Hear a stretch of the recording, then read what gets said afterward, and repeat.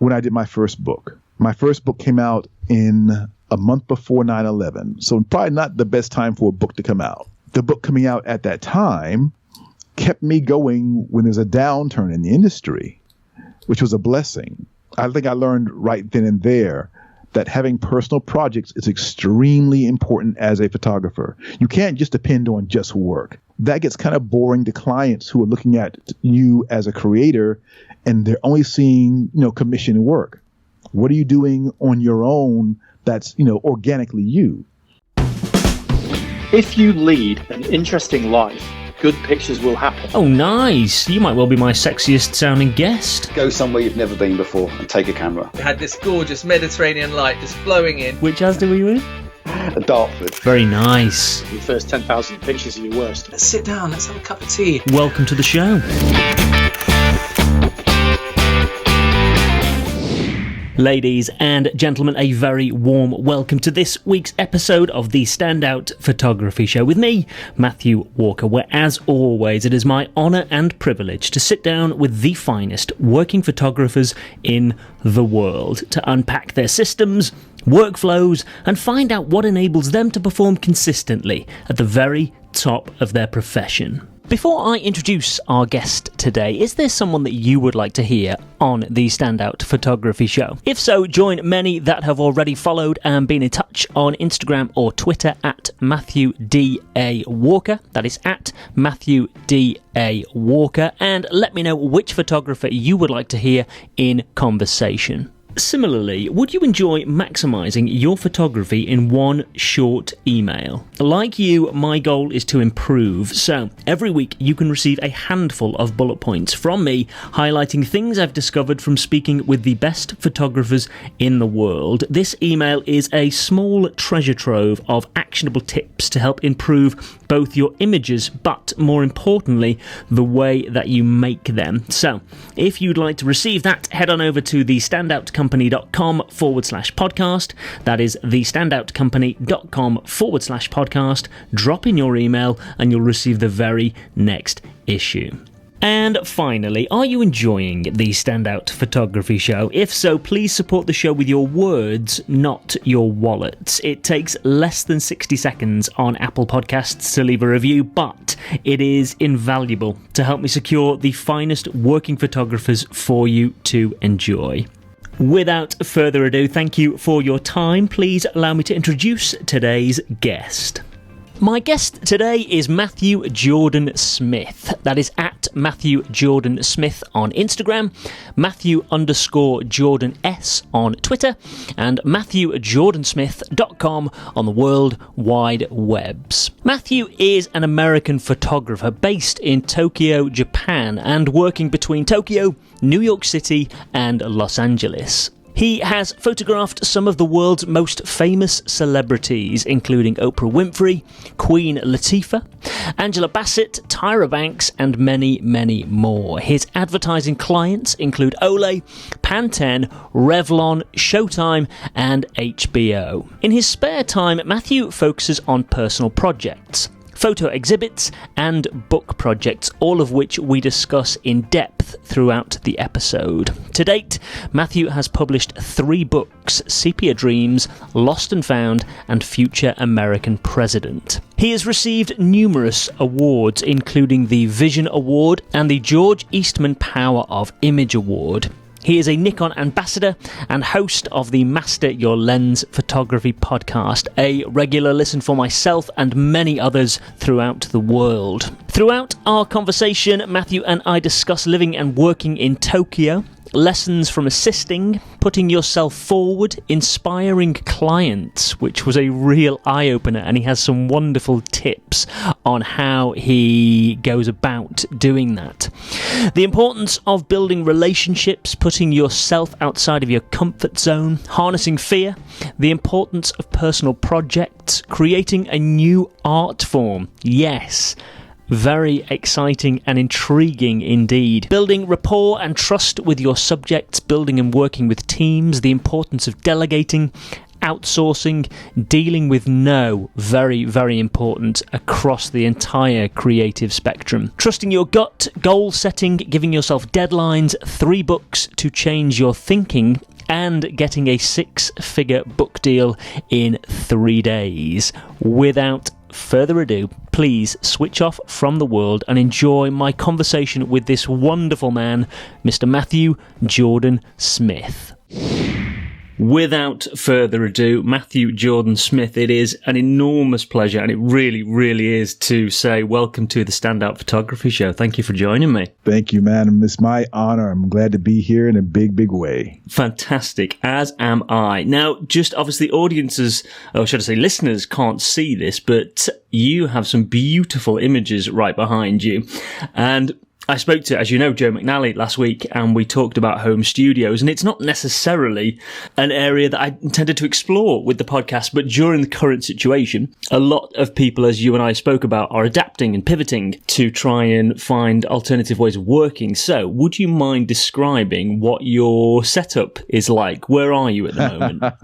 Yes, this is my home office that just has been definitely transformed since March.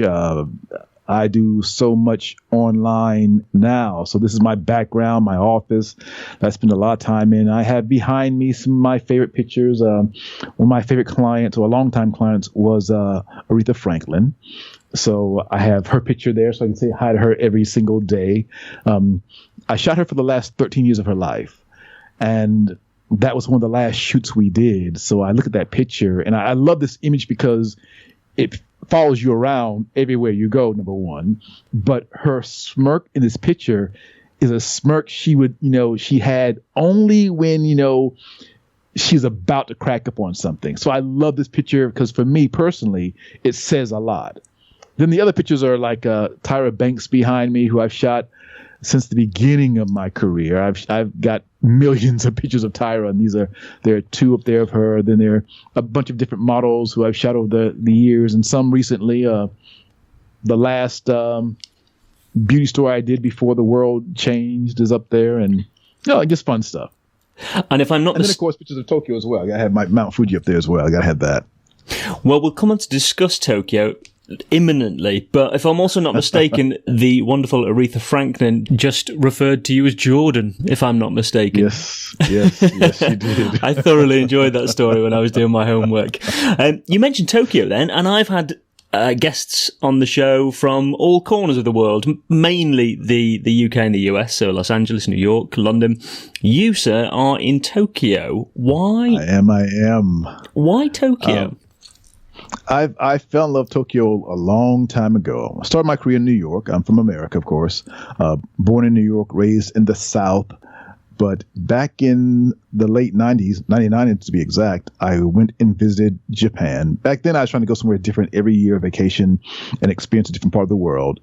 And I'd never been to Asia before. So I went to Japan that year, and I got here, and I was like, oh, my God, this place is amazing. And literally started coming here ever since. I probably came to visit easily 25 times. I kid you not. And then I said, okay, if you're always coming here when you have a spare time, why not make this the base? Make this your home and then fly everywhere else. And that's what I did. And now Tokyo is home. And up until March of this year, actually February of this year, I was flying back to the States or to Europe like once a month.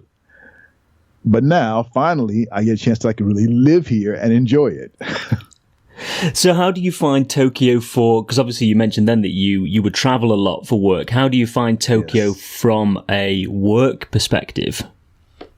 It's funny because there are a lot of opportunities here. And I couldn't really explore them until now because I was so busy flying back and forth to the States. But there's a lot of work here. Unlike the States, the editorial market here is still booming. There's a lot of physical magazines, like I guess America was, back in the 90s. Japan's still that way, which is really cool. Of course, it's Asia, but you have a lot of tangible publications that you can shoot for. There's advertising. And in many ways, for me, which is kind of funny, it seems to be more possibilities here than there are in the States. On top of that, the lifestyle is less stress. The food is healthier. The lifestyle is healthier stress-wise. It's, for me, it's win-win. It sounds fantastic. I've not actually been to Tokyo. It's on my list of places to go, so I'm thrilled. It's a must place to go. Yeah, I'm thrilled to hear you talk about it so passionately. It's a must place to go. I've been here now, living here 4 years full-time, and I can't get enough of it. I love it. I really love it here. Fantastic. Well, listen, I'm pleased that you mentioned about advertising work and portraiture over in Tokyo because, again, when I was doing my research, you're in that wonderful position, like many of the photographers I speak with, that other people describe you and your work for you. And by that, I mean portrait masters describe you as an American photographer best known for his portraits of celebrities and actors. X-Rite Photo describe you as a world-renowned professional photographer specializing in celebrity, beauty and portraiture. But how do you personally describe you and your work as a photographer? I'm a guy who loves creating, period. Whether it's doing a portrait of a celebrity or doing a editorial or photographing my family, I love it. When I have a camera in my hand, I am the happiest guy in the world. And it's just, for me, it's a lifestyle. I've just fallen in love with the whole process, and there's nothing better than that for me. But I love this. I love this business. I love the industry. I love what it's done in terms of my life. I've seen the world because of photography, and it never gets old. It's like that famous quote, you never step into the river twice.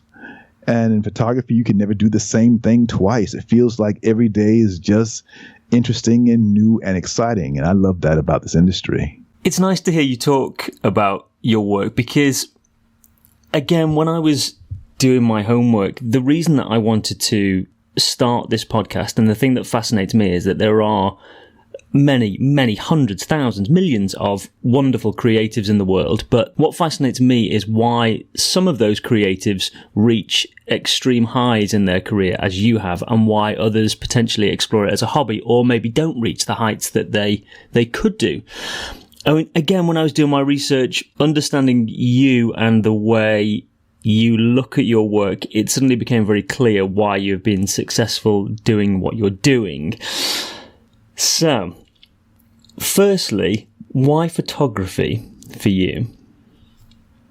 Oh, that's an easy one for me. I think, number one, early on, as a kid, we moved from New York to South Carolina, and that was a big jolt at 7 years old. And my father taught me how to use a camera because I was a shy kid at that point. And it became my means of communication. In many ways, it still is. It's how I, share how I feel. It opens doors. It has been give me, entree into all these different worlds, and I love it for that. It never gets old. I moved to Japan, and right away, I was loved. And that's kind of cool. It's because of photography that opened those doors for me. If you walk into a brand new place where nobody knows you, photography can open the door. And that's what it's done my entire career. No matter where I've gone, no matter where I've lived, no matter where I've traveled, photography has been that. It opens the door for you to start a conversation, and then you take it from there. Now, I know, yes, there are a lot of creators in the world, and it may not be easy for everybody. I'm not saying it's easy for me at all. I think it's part of the process to go through the ups and downs, but you have to have this belief that anything is possible. I absolutely believe that. No matter what the world says, no matter what's going on around us, I always believe that you can see a better day. Living in New York, number one, you go through all kinds of things. And in my career, I definitely did. I was in New York during 9/11. I was in India during the tsunami. I was not in Japan during the big tsunami earthquake, thank God. But when things happen, you have to pivot. Right now, the whole world is going through something, and we have to pivot. And you make it work. And hopefully we'll keep making it work. You mentioned opening doors, which I think is an interesting concept, because a lot of the photographers I speak with say that photography does exactly that. It opens doors for you, and it does to an extent, but it also takes the person behind the camera to put themselves in those places in order to open those doors. And again, from doing my homework, you are someone that is constantly putting themselves out there. Is that something that you have always done? You've not waited for work to come in. Are you always actively pursuing work? And if so, how and what different ways do you do that? When I was coming up as a young photographer, I worked as a photo assistant. And one of the guys I worked for told me early on, you don't sit back and wait for work. You go out there and you get it. And that's one lesson that I never forgot. You have to always make your opportunities. Nobody's going to come to you knocking on your door and give you a job. It doesn't work that way. You go out there, you give creatives ideas, and those ideas turn into assignments. Everything you get, you push for. If you sit back and just say, okay, yeah, I've been doing my marketing and, I've been doing ads on Facebook or whatever, and then complain that you're not getting work, that's not supposed to be the way. You've got to get out there and do more. That's kind of the joy of photography, is getting out there and making things happen, giving other creatives ideas for ads or stories or portraits. You inspire them and then they hire you. That's how things happen. And hopefully will always happen. What are some of the ways that you will inspire your clients? Because I read somewhere that you will often send a postcard if you go on holiday to your clients and say, why don't we do a shoot here? And I loved that, because it's such a unique way of connecting with a client. Do you have any other examples like that of how you will try and inspire a client? Definitely. Now that I live in Japan, I do more than just postcards. When I come to the States, I'll bring something from Japan. Or we were about to have the Olympics, of course. And I was inviting everybody to come to experience Japan and the Olympics. And a lot of people were excited about that. Some still are, as a matter of fact. You show them parts of your life and then they're excited. I just did my first, I can't say interview. It wasn't really an interview. I did a video in Japanese. Now, my Japanese is not great at all. I was going to say, you were speaking in Japanese. I was speaking in Japanese. Wow. But I've got to give it a little preference there. Okay. It was video, so we could edit it. Right, I see. So I could edit all the how do I say that again, and get it right. But it was fun. And it was my first time doing it. And a client in the States said, oh, it would be really cool if you could do this video in Japanese. It started out as a joke. And then I said, you know what? I can do that. And we did. And it was fun to do, actually. Did my first piece in Japanese. And hopefully people will like it. We'll see. I'm sure they will absolutely love it. You mentioned then as well about your time in New York working as an intern and then as a photo assistant. And obviously you said that you'd learned that advice about pursuing work rather than waiting for it to come to you. What are some of the other best lessons that you took from those years as a photo assistant? Because they're such crucial years to lay the groundwork for a foundation. What are some of the best things you took personally from those years? Oh my God, there's so many lessons I learned from being first an intern and then being a photo assistant. And I still rely on that training. Even today, 35 years later, I still rely on all that training. Being a photo assistant in New York to busy photographers, you learn from what you see, from what you do, from watching others, from watching people make mistakes. And then you apply that to your life. I learned, number one, it's not just about photography and the tech. We all get, a lot of people get excited about the tech. And I get that. But that's not what gets you jobs. This business is all about personality and relationships. It is 100% about relationships. you can be the best, technical photographer out there and be starving. You can have, decent work, but be great at relationships, and you'll work a lot more because you're dealing with people, and people relate to people and how you open up and connect. Now, I'm not saying it's always easy, because it's not even close to being easy. But relationships open the door for everything. I lived in New York for most of my life, then moved to LA for a little bit, then moved from LA to Tokyo. Every move, I was scared, will I ever work again? And every time, nothing changed. As a matter of fact, I probably have the best time of my life now living in another country. And I was probably the scariest moving here, like, will I lose everything? But there was something inside me saying, no, this is your path. This is, your destiny to go. And I followed my destiny, or what I felt was my destiny. It's a very hard thing to do, to be comfortable in when you're not in your comfort zone. Is that something that, obviously you've said then, moving, it takes you out of your comfort zone and there's the fear that you won't work again. Are you happy to be outside of your comfort zone during your work as well? For example, will you say yes to things and then figure them out later? I have. It's funny because I never thought about it that way. But I guess I am, because I'm always putting myself in situations where I've got to learn how to do something. Yes. Or, eventually, here I am. I mean, I just did this interview this week, or this video this week in Japanese. I had to figure that thing out. I can speak a little bit, but not enough to do a real interview, a full-on interview and video. But you figure those things out. And as you're doing it, you learn. I think I learned that from one of my mentors, Gordon Parks, who told me early on in his career, he was fearful, but he never let fear stifle him or keep him from doing something. So, yeah, I definitely had the fear about a lot of things I've been doing, have done.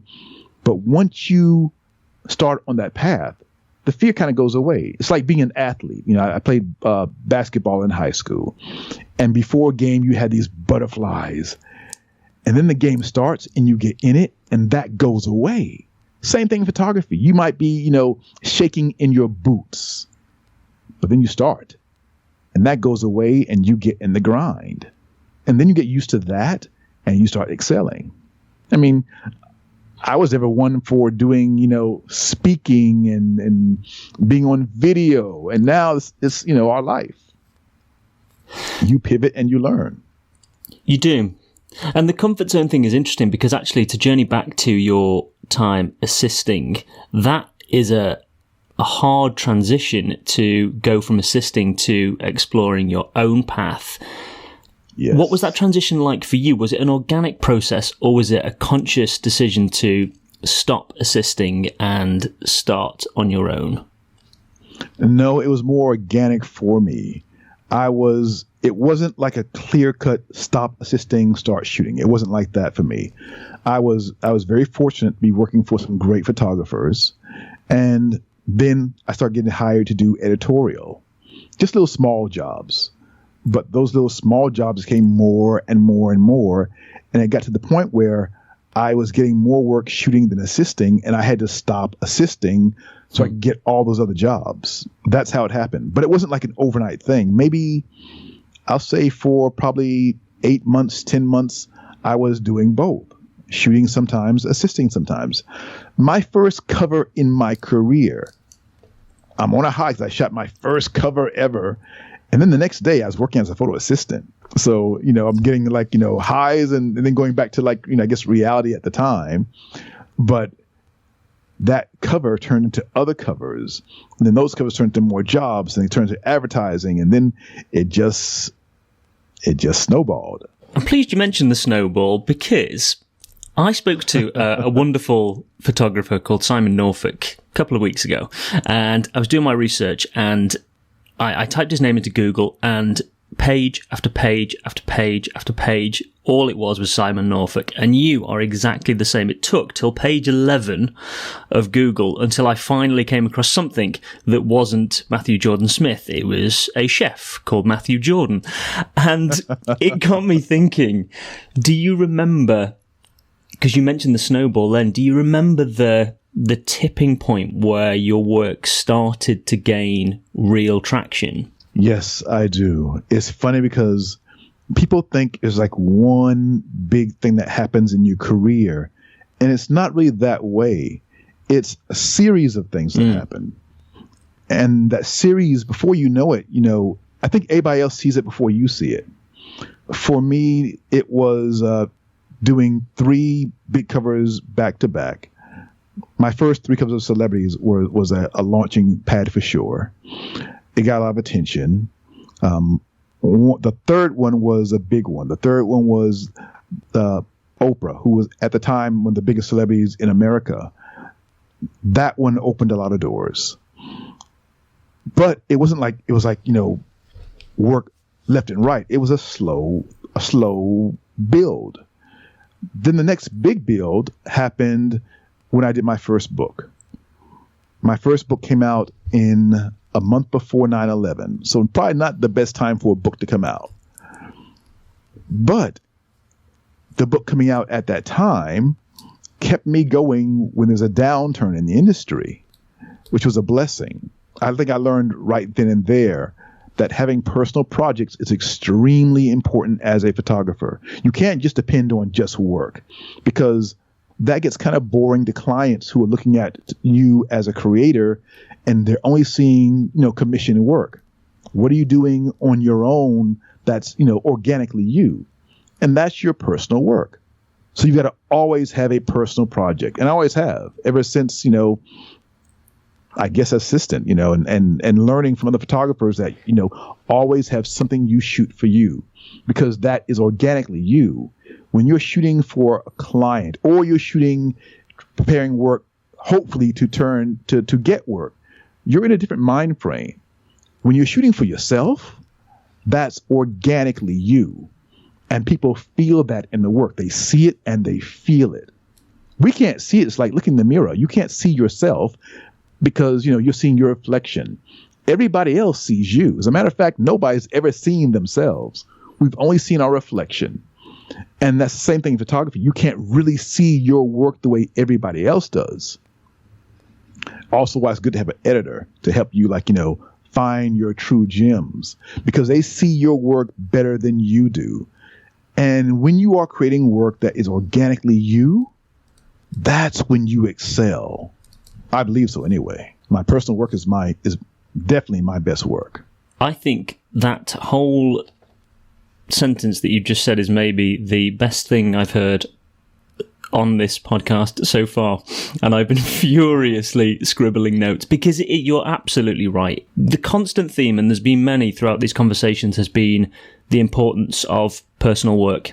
It has been, without question, the one consistent theme throughout all of these conversations, and I'm thrilled that you mentioned it, because we are going to come on to talk about it in more detail, and particularly your first book, which was Sepia Dreams, if I'm not mistaken. Yes.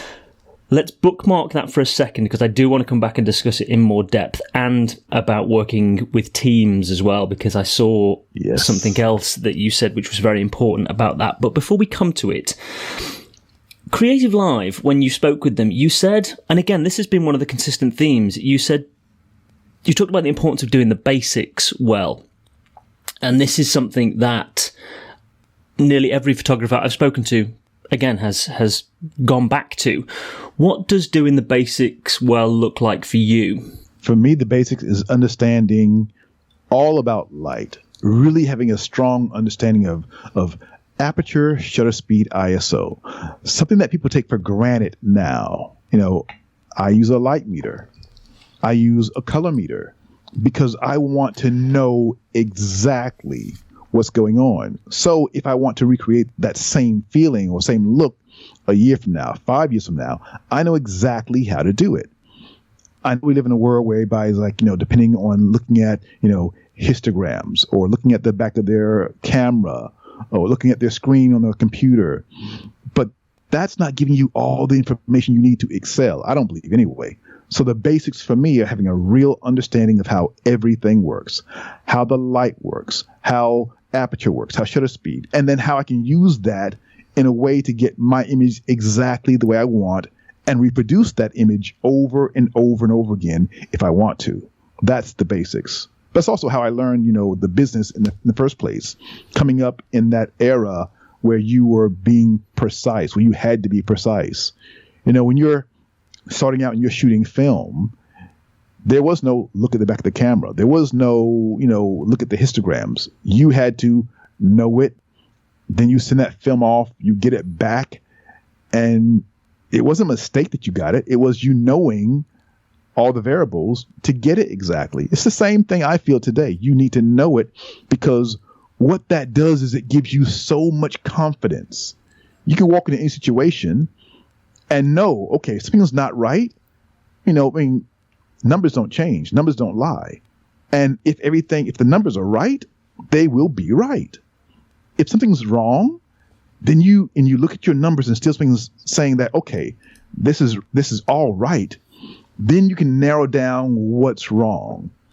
And that has never let me wrong, never led me astray. So knowing the basics and having a real strong understanding of them opens doors.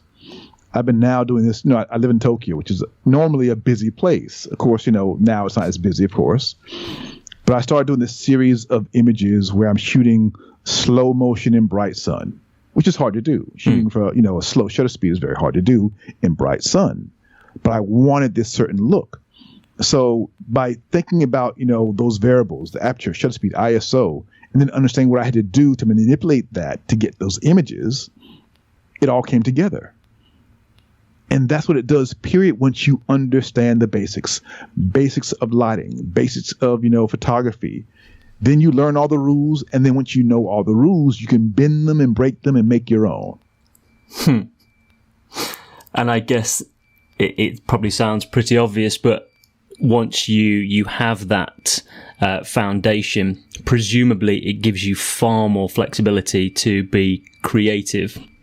Absolutely. I believe once you have those basics down and you gain this confidence, then you're free to really explore and do anything you want to do. I just had this big exhibit in Kyoto, September 1st, and I'm breaking all the rules. I was doing something that I believe I've called it I say it's not photography, which is a very bold statement. I went out on a limb and said, I think I've created discovered a brand new art form. And of course, when you say something like that, it opens you up for criticism. But everyone who came to the exhibit, they were kind of like floored. And it's opened these doors now for companies to approach me and say, how did you do this? And that's a big deal in Japan, where everything is done here. So I've now been having some very, very interesting meetings, and we'll see what happens in the future. May I ask what that art form is that you've created? I don't want to step on toes in terms of NDAs and things like that, but if you can talk about it in some degree, would you mind digging into that slightly? I can to a little bit. I can't say the name of the art form. I can say that is a new art form. And by art form, like photography is an art form. Videography or cinematography is an art form. Music is an art form. I think I've discovered a new art form. And it's a new art form that I've never seen. And from all my research, nobody's ever has seen, not done this way. And being in these big markets, being in New York, being in LA, and now being in Tokyo, and seeing people who see everything react to it, that says something. And by being in Tokyo, I'm in the hub of photography where everything is done. And I debuted this new art form in September, and it's opened some really amazing doors. Like I said earlier, I'm going back to Kyoto tomorrow for another meeting.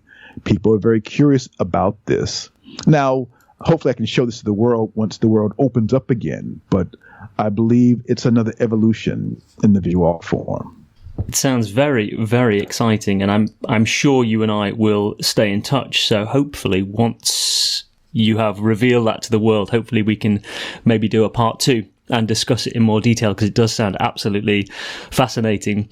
Let's move on to talk about some of your some of your clients and the way you approach them, because you mentioned earlier Oprah and Tyra Banks, who is behind you, Aretha Franklin, Halle Berry, Samuel L. Jackson. I mean, the list goes on. And I read something that you said to Nikon USA, which was, I never want to have a posed image. When you make a connection and get past the practiced look, you get an image that's really a part of the person. And it got me thinking, it was the sentence, get past the practiced look, that I found interesting. Was that... In fact, I will just ask you, what did you mean by the practiced look? In the world of entertainment, people who are being photographed all the time, they have their look that they give to people. I thought that's what it was. And you see it over and over again. And you can't get past that until you get to know the person. Then they let their guard down and they're free to be themselves. You know, when people see your image all the time, but they never see you, you want to portray this image that, you know, you feel is you. And that's, I guess, all of Hollywood for sure. Maybe many models as well. But once you get past that facade, you get to the core of the person. And that's when you get great stuff. It's very personal having your portrait taken, having your picture made. It's a very, intimate process, no matter who you are. But when you have any kind of fame, it's even more stress involved with that, because that image may be all people ever see, what they see on a movie screen, what they see, printed somewhere. And that's precious. So the people you trust with that image, you have to really trust. When you get that trust, you can't break it. You got to show the best of them all the time. And sometimes that means, going out there and making them comfortable. And then, hopefully getting something that nobody else has. And that's what I'm always trying to do. Get past the other stuff, the practiced look. I thought that's what you meant when you said the practiced look, because I do a lot of work with performers who work in the West End, Michael Ball, for example, and I thought that is exactly what you meant. And it was interesting because there's two ends of the spectrum with portraits in that respect, because you've got people that potentially aren't used to having their photograph taken, and it is your job to put them at ease to get the best image. And then there's the other end of the spectrum, like you said, where you have people who are very used to having their photograph taken to the point where it is what you described as being practiced. And you did touch on a few of them then, but my question was, what techniques have you developed in order to get past that practiced look? I asked them about their life. Before I do that, I talk about my life. I divulge something about me that's personal. And then they open up and tell me something. I mean, that works no matter who you're talking to. When you open up about something that's, potentially embarrassing or personal about your own life, people feel more comfortable doing the same to you. It's just that conversation. So I'll say all kinds of stuff, talk about my life, about my fears. Open up and talk about your fears. Here I am, a big black man talking about my fear, and people all of a sudden let their guard down and they'll do the same. And then you have a conversation, and then that conversation continues as you're taking images. And then after you finish taking pictures, it continues still. I had a conversation with celebrities the other day, actually on the phone or on video chat, and we were discussing something that happened years ago that I forgot about. It was after a photo shoot. We had this conversation and just kept going, and neither of us ever forgot that conversation. I mean, that's great stuff. And it's not fake. It's real. You're just having a real conversation. I mean, right now, it doesn't matter who you are in the world. Everybody is going through something. That's your ammunition to talk about for the next 10 years or more. I mean, this is historic stuff we're going through. We're living through right this second. You've got ammunition to use for a long time about your life, about all the people around you, about what you've seen, what you may see, I mean, we may never have a moment like this again. Hopefully we won't. But we'll get through it. And when we do, there are going to be tons of stories that we don't even know about yet. And you'll have to pull them out and share them.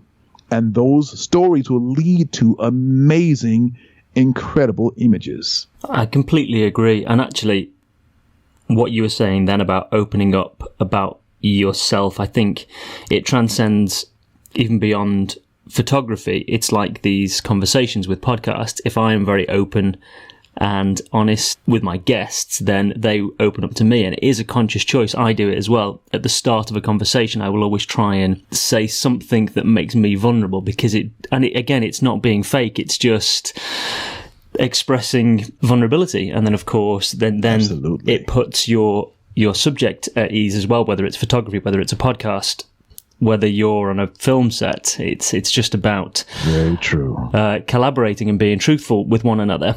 Which, on that note, actually, I mentioned it earlier about team, and I heard you describe what team means for you, so I'm not going to ruin it. I'm going to ask you to say it for you. So what is team for you?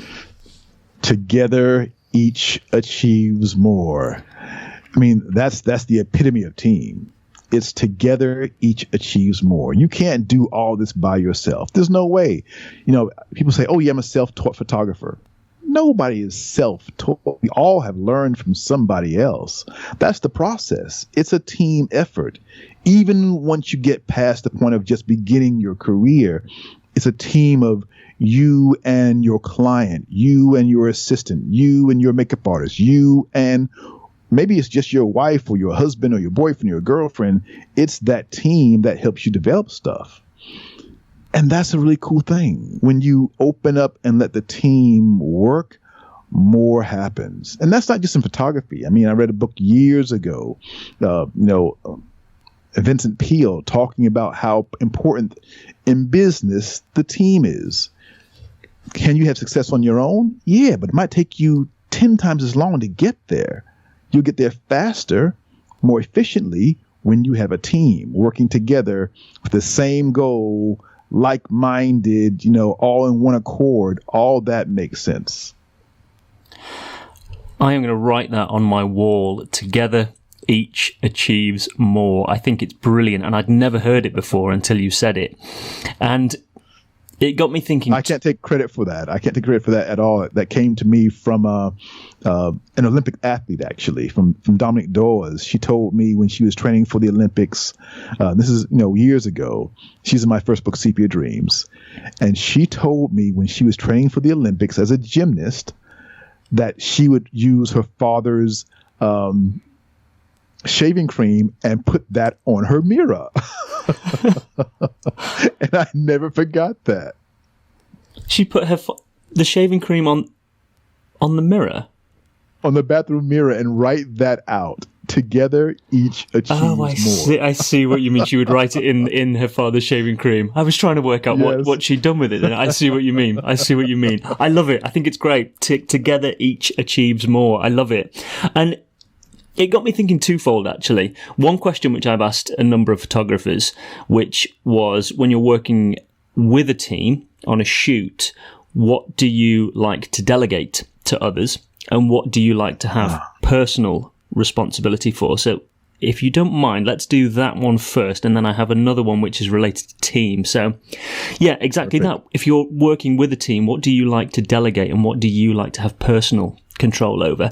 And by personal control, I don't necessarily mean because you don't trust the people that you are working with. Far from it. I just mean, what do you personally like to make sure that you oversee? I'll let my team do all my setup. I'll give them maybe a sketch or a diagram of what I want. I'll let them set up all the lights, put everything together, put the whole set together. I'll let my makeup artist do all the makeup. I'll let the hairstylists do their thing because they're pros at that. But on the photo side, after my assistants team have put their things together, I'll go and just look at it to make sure it's right. And then I'll usually tweak things to get it just right. And that's kind of like their training as well, because they'll see things, they'll put it together. They've seen me shoot a million times, and they'll put it together based on what they've seen in the past, and then I'll come in and tweak it. I think you've got to delegate. You can't do it all yourself. You want to be able to focus on being creative. So that's what I have teams there to do, to put together all the tech so I can be creative and think about just being creative and not be distracted by the tech. When it comes to makeup, I have that same crew, the same hair, and I trust them. I'll give them direction. We'll talk about a storyboard before a shoot, but then I let them do their thing because I trust them. And then we all come together. Same with my retoucher. I don't do my retoucher myself at all. I send it out.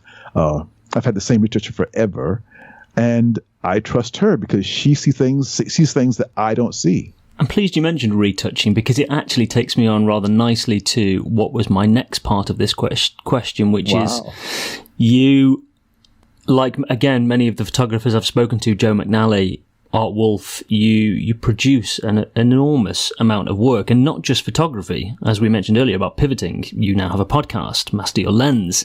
There's many aspects to your job now, and that got me thinking, what will you outsource in order to be as productive as possible and focus on what you want to achieve? And obviously you mentioned retouching. Are there any other aspects of your work that you outsource in order to remain as productive as possible? I should outsource more these days. I should outsource my editing on my podcast, as a matter of fact, but I don't yet. There is a lot in terms of my team. Like right now with my personal project, I have a lot of people involved in that. We meet early in the morning my time because they're in the States, and they're doing their thing, putting things together. I do my creative, but then each person does their part because they have to, because they are pros in what they do, and it all comes together. You have to know what you are good at and what you're not good at. I'm not good at doing drone photography or shooting video, but I know people who are very good at those things. I'm not good at using on-camera flash, like a speed light. That's not me at all. But Joe McNally is. Yeah, so I was going to say, I know a man you could call for that. Joe, how do you do this? He's the master at that. He really is. He really is. It's he's quite phenomenal with his speed lights and what he can do with them. Absolutely. I think I'm great at lighting, but when it comes to speed lights, it's a very different animal. Yes, it is. And I think that's interesting what you've just said then about knowing what your strengths are. I think that's really important. And just back to outsourcing your retouching, is that something you've always done, or is that something that you have started to do over time as you've got busier? No, I always did that, actually. Back in the day, photographers weren't doing their own retouching. I think with digital, that became something that a lot of young photographers felt they needed to do, their own retouching. But if you're really busy, how do you do that? I mean, you want to be out shooting. Well, anyway, for me, I want to be out shooting, not being behind my computer. And I've never loved being on a computer doing any post-production. I have loved, in the past, being in a lab and printing. It's a very different thing. But for me, it's the organic process that I love. I fell in love with photography, not being in front of a computer. As a matter of fact, when I started, I did not want to have a desk job. I wanted to be out and doing something creative, and now photography is now as much creative as it is desk job today.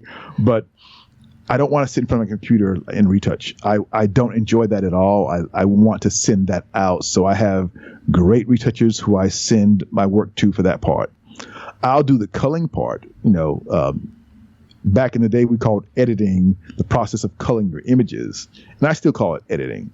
And for me, that editing part is just finding the jewels from the shoot, and then taking those and sending those to my retoucher. I think it's so important to. You mentioned then about the digital age and people feeling that they have to do their own retouching and their post-production, because I'm very much in that camp. And again, it's why I wanted to have these conversations, because I think it's so important that we hear how people like you, how people like Joe McNally, Art Wolf, learnt their trade. I think it's so important because there's certain elements of photography that just aren't taught in that way anymore because of the digital age.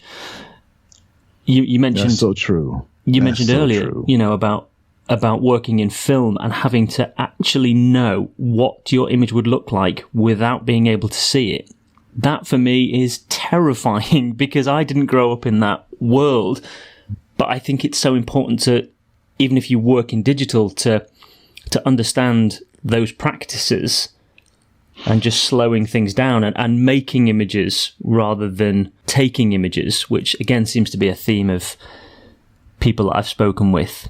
We've spoken a lot about personal projects and Sepia Dreams, so I think it's only right that we come to discuss it in more detail. And I did say I'd bookmarked it earlier. So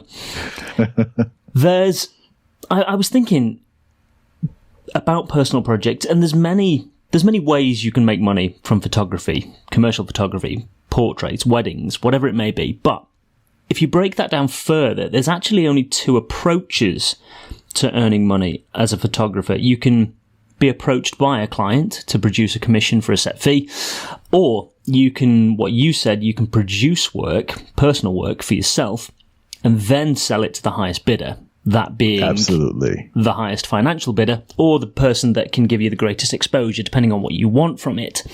And I think it can be very easy to look at people like yourself and think, well, personal work is easy because you are at a point in your career where people are interested in your work. But I listened to an interview with a fine art photographer called David Yarrow. I'm not sure whether you're familiar with his work. Beautiful, beautiful photographer. And again, from the outside looking in, you could say, well, it's easy for him. He's got it all figured out. But in the interview, he said he approached a gallery in Palm Beach and was rejected 5 times before they finally said, we will represent you. And it took him, and bearing in mind he's British, so he had to fly to Palm Beach, go and speak to this guy, and was rejected 5 times. And of course, it's that. That is why he is at the point where he is in his career, because it's his tenacity. Yes. And that got me thinking about Sepia Dreams, because firstly, would you mind explaining what the book is for anyone that is unfamiliar? But then what I think is more important is actually, would you mind explaining the reason you started working on that book and at the time you started working on that book? Because I think the timing of it is very important, and the conscious choice you made at that time to start when you did. It's funny. I think about that book so much, and the book is now, it'll be 20 years old next year. Sounds so weird to say that. But when I began working on that book, it was almost a way of talking about what it takes to be successful. In my career, it has not been easy, and people think things are easy, and they're not. And I wanted to do a book that talked about every process, how you make your dreams come true. What does it take? Will you give up after 1 try? Will it take 5, times, 10 times? How many no's does it take for you to say, to give up? I know what my journey's been, and I wanted to get the journey of others as well. So I interviewed 50 celebrities and asked them, what did it take to make their dream come true? Did they ever want to give up? Did they give up? What was their journey like? Because I knew what my journey was, and it was important to put that out there. But I knew if I did just my story, it wouldn't be convincing enough. Nobody knew who I was. But if I asked those same questions that I had or that I've lived through of 50 celebrities who've, quote unquote, made it, then it would get some attention. And that's what I did. I started, asking other celebrities who I knew at first. I knew a few, and that led to others, and that grew to others until I got to 50 people. But I photographed them and interviewed them about their dream and how they made their dream come true. And then asked questions like, did you ever want to give up? What was your biggest challenge? When did you know you made it? That question. Because it's not one single thing that happens that makes you, quote unquote, successful. It's this series of things that happen. And when you hear that story over and over and over again from 50 people who are really successful, then you get it. And then once you hear that story, you won't take a no as hard as you did before. Because before, I could have somebody say, oh, no, you can't do this. And you give up. But if you do, were you really meant for that? If it takes one person saying no of your big dream, is that your big dream? Your big dream is you going for it no matter what anybody says. If it's 20 no's, if you know in your heart you have something amazing, you don't stop. You go around that no. You go above that no. Maybe you have to go be under that no, but you go around it to make it work. And that's what Sepia Dreams is. And if I'm not mistaken, you started working on that book because your commercial work was quiet for a period. Is that correct? Yes, that's correct. That's correct. Which I actually forgot about. So for those who probably don't remember this, there was a dot-com bust in the late 90s. And work got quiet in New York. And one of my photographers who I worked for as an assistant said, the biggest mistake I ever made was not doing a book. His name was Chuck Baker. He told me that on a plane. We were coming back from somewhere as an assistant. He said, Matthew, the biggest mistake I ever made was not doing a book. And I never forgot that. And I started working on my project. And it's funny because when I first began working on the project, it's winter in New York. I mean, it's really super cold. And I go to dinner with a bunch of friends. I had some friends who were graduating from Harvard. And I decided that night at that dinner, I was going to tell them about my idea. It was just an idea at the time, my idea for a book. So at this dinner, it's on the Upper West Side. I tell them my idea for this book. And they look at me like I'm crazy. They tell me how hard it is to get a book deal and how long it takes. And, who am I to even think about doing a book? I was so depressed after that dinner. I walked like 20 blocks back to Midtown and told myself I was going to work on that book and not tell anybody else so they could tell me, their stories or put it down. I keep it to myself. And I was going to do the book. And that's what I did. I'm pleased you mentioned about how the book started, because I watched an interview where you spoke about this, and you said, because it's a hard thing to get a book deal, and it is something that, many photographers dream of, like you said about your friend that you'd worked with. And I saw in the interview that you said you got the first book deal, which was Sepia Dreams, in 3 days. 3 days. And it was a 6 days six-figure deal. Book deal. And when you said it during the interviewer then moved on to the next question, and I was screaming at the screen to find out more, because, like I say, it's a hard thing to do, and I wanted to explore with you in more detail, if you wouldn't mind speaking to what those 3 days looked like for you. And yes, I remember them so well. So the process is, one of the people in my book is a famous author. And she said to me when I finished doing her interview, do you have a book agent? I'm like, no, I don't. I didn't know anything about a book agent at the time. And she says, well, I can put you in contact with somebody. So she did. That person turned me down, but referred me to somebody else. I went to see that person, told them about my project. They took me to lunch. My friend said, oh, editors will take you to lunch. And sure enough, this woman took me to lunch. We had lunch. It was on my birthday, which is so funny. I remember exactly where we were. She says, you have something here. I want you to spend the weekend working on putting this package together. I'll send you what I want you to do. And then on Monday, I want you to send me your package, and we are going to sell this book. And that's what I did. I spent the entire weekend, I didn't leave my place in New York, my apartment. I just worked on getting all the pieces together. And then I went and I gave her my proposal. She asked me for 12. I put 12 proposals together.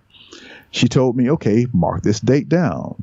We're going to shop this book and we're going to get a deal. The next day, she went out shopping the book. And by the end of that day, she says, Matthew, this publisher's interested. This one's interested. This one. And like for 3 days, we're going back and forth. The first day, we had interest. By the third day, we had closed a deal. It's an incredible story. It must have been an incredible 3 days as well. When you first arrived, it was amazing, but it's not that easy. I can well imagine. I was very blessed. When you went to that lunch to discuss the project, did you, it may sound really obvious, but did you take anything with you, or was it just a conversation at this point, or had you taken any of the images with you? Had you taken any I took written? Prints with me, actually. You took prints? I took prints with me. I took also transcripts with me. Because back then, I can remember this so fondly now. I took the actual tangible transcripts of some of the interviews and let her read those, and then prints. I feel there's nothing like something tangible. I mean, today we live in a world of ones and zeros. But if somebody can take something and hold it in their hands, it's a very different feeling. And I learned that also, that, there's power of touch. Mm-hmm. You can see something, but you can touch something. It's a very different experience. She got to turn the pages, read the transcripts of my interviews, and touch a print. There's nothing like seeing an actual print in your hand. Today you can see a picture online on Instagram, and they all look great. See a print. You want to see the quality? See a print. That stops people in their hands, in their tracks. So I went to that lunch with this whole package of stuff. We sat there, for like a 2.5 hour lunch. And she was excited. She was excited, like reading the interviews and seeing the prints. And she told me how to package my proposal. I gave it all to her. She cleaned it all up, and she went shopping. We got the deal. So was because you mentioned that there was 12 proposals. 12 packages. 12 packages. And is that 12 packages? Identical. Oh, I see. Right. That was going to be my question. Is it 12 packages of what the finished product will be, or was it 12 different approaches that you could take with the content that you had? No, they were all identical. So all the packages were the same pitch, the same letter, the same images, all just like 12 copies of it to go to all these 12 different publishers. And then from that, we pitched the deal. So everybody saw the same thing. Every publisher saw the same thing, and then they could bid on the book. We had the end of the first day, we had 3 publishers who were bidding on the book. By the third day, it was like 5 publishers bidding, and 2 dropped out. So it was like 3 who were fighting to publish the book. And then St. Martin's Press won. I'd love to have been there when you took the phone call from your book agent to say that you'd finally got the deal. Back then, it was a phone call. I'd love to have been there. It was a phone call, and it was just a wonderful day. I remember celebrating with all my friends and having a party in my place and announcing what happened, and then from that point on, it's like a roller coaster of things just happening until the book came out. It was a funny thing also to work with this project that's just you by yourself, basically working with this project, and you want to be a book, or you want to be an exhibit, or whatever, and you work with that, diligently. But the entire time you're working with that project, in the back of your mind, it's been saying, will anybody want this? Will anybody get it? Are you wasting your time? I fought through all those the entire time. As a matter of fact, with all my projects, I've had that same thing in the back of my head saying, are you sure? Is this worth your time? Will anybody get it? Will anybody want it? Will it make an impact? All those things are there. It's like the universe testing you to see how badly you want something. And it never goes away. Success or not, those things don't go away. They are there to test you to see how badly you want something. How did you, because you mentioned earlier about, again, the importance of team and the importance of an editor. How did you decide on or what was your process like for deciding on the images for the book? Because I always think it's super important because, again, we live in an age where you can put images on a website, but then if you put them on a Monday and on a Tuesday you suddenly decide, oh, I don't like that one or that one, you take them down. You can't do that with a book. You have to. No, you can't. You have to give it a lot of thought. What was your process like for deciding which images you would display in that book? It was hell because there were so many great images. And I remember there's a point when I was trying to make the decision about the image. There's only one image per person. I had to make the decision on which image would be the image for the book. And I was stressed. And I remember one friend of mine, I remember her so well. She was a big model at the time. Her name was Gail O'Neill. And she says, Matthew, whatever picture you choose, everyone's going to love. It doesn't matter which one you choose. Just make a choice. And it sounds so simple now, but when she said that to me, it was so profound. Like, 'cause I was stressing about, oh, it should be this one or that one. And she gave me clarity to just stop and make a decision. Because you can beat yourself up forever. Oh man, I should have done that one instead. That doesn't matter. You know, it's like again, that same thing about looking in the mirror. You can't see yourself. People will love what you select. So go with your gut. So I learned from that point on, from doing that book, to go with my gut first, decision, what I like, and then not look back at the other images. That's the hard part. You look back, you start changing your mind. And you can always do that. I can go back and look at those pictures now of the other shoots like, oh man, I probably should use that one. That doesn't matter. Go with your gut. Your gut will not lead you wrong. It's very, very good advice. It's very good advice. And I think often with gut, I've heard this discussed a few times about your gut reaction. And apparently we know our gut tells us within 3 seconds, and deep down we know what the decision is. It's our minds that then start to confuse us. Exactly. And you're absolutely right. It's hard to do, but if you can trust that first initial gut reaction, it's probably the right one. That's true. You mentioned looking in the mirror, and I wanted to just discuss some things outside of photography, really, and then I promise you I will let you go and enjoy the rest of your day. You mentioned looking in the mirror, the bathroom mirror to be precise, and you, if I've done my homework correctly, are a big fan of goal setting. As am I. I think it's super important. And I saw that you said you write your goals down and place them on the bathroom mirror and you speak them out loud. How important is goal setting for you as a photographer? Huge. As a matter of fact, I have my goals on my bathroom window and I have them here in the office as well. And it sounds weird to say it, but it works. Last year, I set a goal and I put a date down. I think it's good to have a date when you must do something, when something must happen.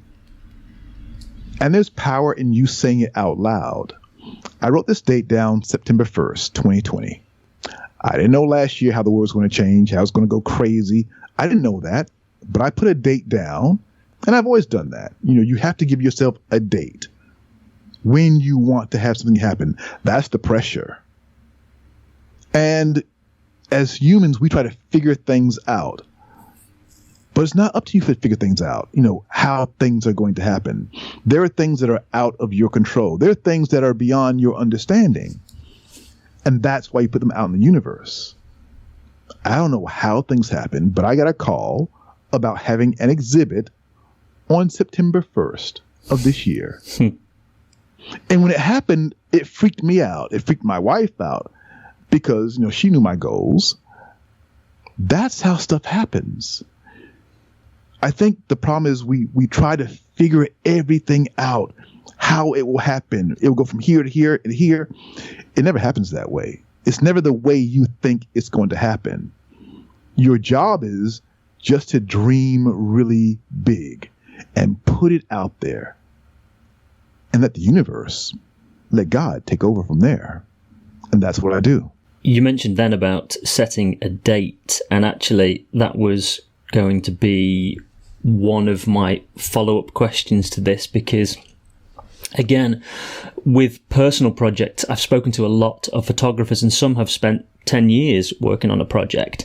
And sometimes a project does need that time to breathe. Yes. But also sometimes work can expand to fill the time. And finding that balance, I think, is crucial. And so that was actually going to be my question. Will you set a date for a personal project or a deadline to give you something to work towards and aim for? Yes. So my big project, I was scared to set a date until a year ago. I worked on this project for 14 years. 14 years I've worked on this project. And it's the scariest thing I've ever done. And last year I told myself, stop messing around, put a date down. And that's what I did. Took me 13 years to put a date down. I put a date down and things have started to come together. And that was just the fear. Now, I also think that, time's an illusion. It doesn't matter how long it takes to get something to happen. The fact is that you need to work on it all the time. My personal project is the most fun I've ever had, creatively. So the fact that it's taken this long to happen hasn't really mattered, because it's been this evolution of things happening that needed to happen. I didn't know that, but the universe did. And that's what happened. Nothing would have ever happened, when I was in America. I wasn't in the place for it to happen. I had no idea. I had no dream I'd ever live in Japan. But here I am living here. And that's what it took to make my dream really, really grow. I didn't know that when I moved here. That wasn't part of why I moved here. It wasn't, not fully anyway. I had no idea how things would come together. It took that to be here, to get to this place. And hopefully in a year from now, we'll be talking about something totally different. I hope we are. I really hope we are. That would be a perfect place to end. But I have two more questions, and I do desperately want to speak to you about them. So it's totally cool. One of them is actually just a full stop to our conversation about setting dates, because I found we spoke earlier about trusting your gut, and I found with setting a date for something, sometimes I will actually set a date which is probably shorter than I think a project needs. But by setting that date, it forces you to trust your gut. Yes, it does. I don't know whether you've ever found that. It does. And also, by putting it out there and speaking it also, there's something that happens as well. It's in your mind. It's in the universe. It's not just in your head. And you putting it out there in a tangible form also, writing it down, and then having that, in the tangible world is very special. Now, you will have points when you are doubting everything along the way. It's part of the process. You might say it every single day and not believe it. But as you say it more and more and more and work on it, all of a sudden that fear kind of like slowly evaporates and you start believing it yourself. So your dreams should be big. Big where in the very beginning you are scared that you don't even believe it. And then one day you do. I couldn't agree more. I could not agree more. It is wonderful advice, finally. And not to plagiarise the wonderful Tim Ferriss, but I wanted to look at books and about, it's what I said at the start about deconstructing the person behind the images. And I've heard you talk about 3 books in particular that you have read and recommend and potentially probably gift to people. Would you mind describing which 3 books those are? Yes, it's funny. I haven't talked about those 3 books in a long time, but as we've been in this period this year, I was just saying to my wife, I need to reread all these books this year because I haven't read them this year. And for a long time, I was reading them, all the time. And my wife and I said we were both going to start reading these 3 books. They're older books, obviously, but they're still powerful. One is, I'm make sure I get the title right now. I'll start with my favorite one, The Alchemist, which everybody probably knows. The Alchemist is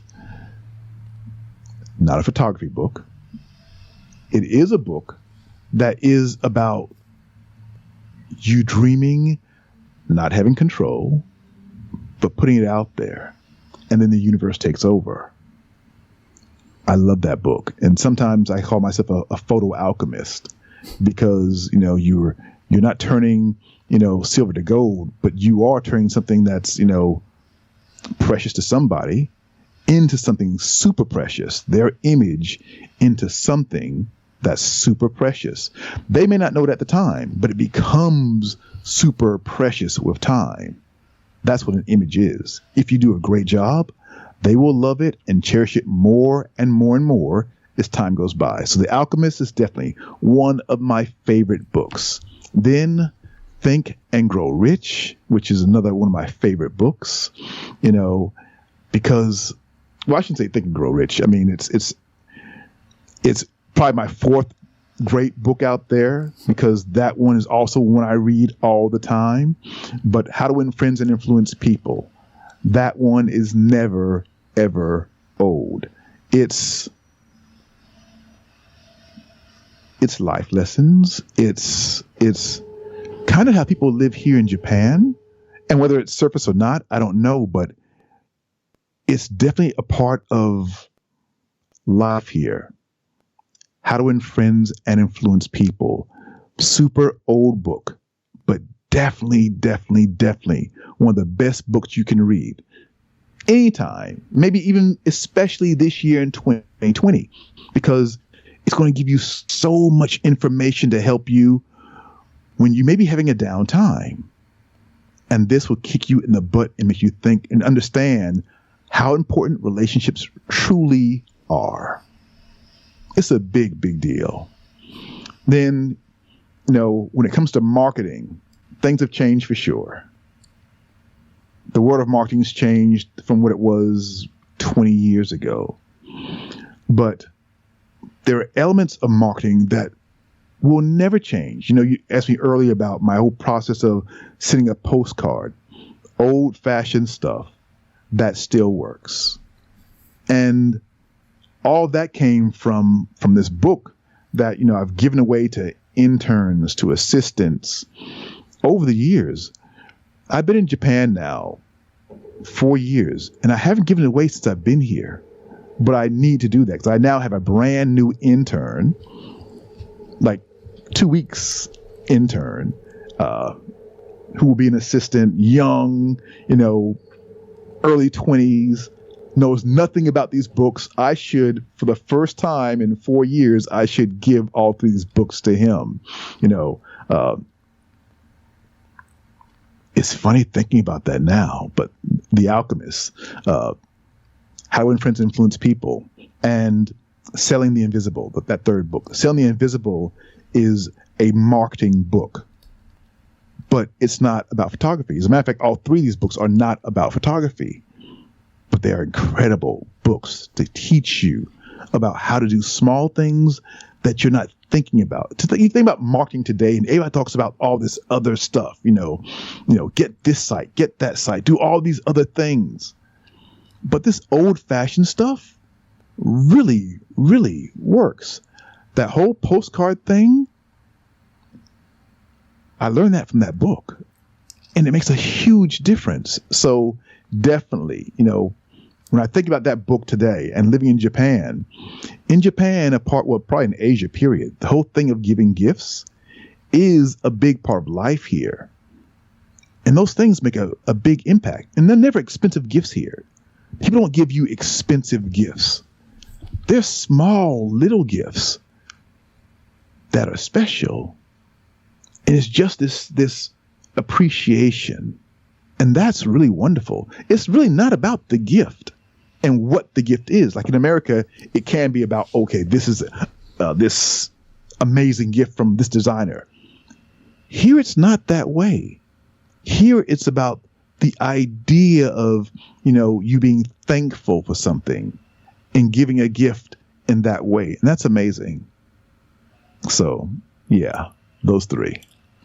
They are excellent. And then maybe the fourth one would be like, Think and Grow Rich. Again, a great book. And I think you're absolutely right. They're not new books. And to come full circle on our conversation, I think what all three of them do, particularly how to win friends and influence people, they teach you the basics. The absolute basic fundamentals, and they are, my copy of How to Win Friends and Influence People is battered, it's bruised, so much Mine so as well. so much so I actually have the Audible version now as well, which I can listen to in the car. It really is a wonderful book, and I'm gonna add one to the pile as well. I'm gonna add The Miracle Morning by Hal Elrod. I don't know whether you've come across that. I don't know that one. It is a wonderful book, and I'm loath to use the word game changer because everybody uses it, but it's about morning routines, and for me certainly it was a real shift, particularly with things like this podcast and just being productive. It is a wonderful book which I cannot recommend enough. So okay, I'll get that book because I can use that one, because I am a true believer in the morning is when you sow. The morning for me is extremely important to get on my habits, do the things I do, to get things going. Because when you are super productive in the morning, things happen. For me anyway. Yes, likewise for me. I have to have that. And again, Joe McNally and I spoke in detail and in depth about his 5 a.m. starts and why he is more productive in the morning. I think it is super important. Matthew Jordan Smith, I cannot thank you enough for your time today. This is exactly what I wanted to achieve from the podcast. You are the perfect guest, and I hope that we can do a round 2 once you have been able to release your new art form to the world. I'm thrilled to hear more about that. So if we can find the time, it would be a real pleasure to do a part 2 with you. I would love that. Likewise. Thank you so much. It's been a real pleasure. Pleasure's been mine. Thank you so much, Matthew. That was my conversation with the wonderful Matthew Jordan Smith. A huge thank you, as always, to Matthew for taking the time to speak with me on the show, and I hope you enjoyed listening to him as much as I enjoyed speaking with him. And fingers crossed we may get a chance to do a round 2 at some point, because it would be wonderful to touch base and explore more about his new art form, which I'm very intrigued to hear more about. If you enjoyed my conversation with Matthew, as always, please support the show with your words, not your wallets. It takes less than 60 seconds on Apple Podcasts to leave a review, but it does make a huge difference to secure the very finest guests like Matthew in the world with very busy schedules. For now, as always, I've been Matthew Walker, he has been Matthew Jordan Smith, and you have been nothing short of sensational. Until next time, take care.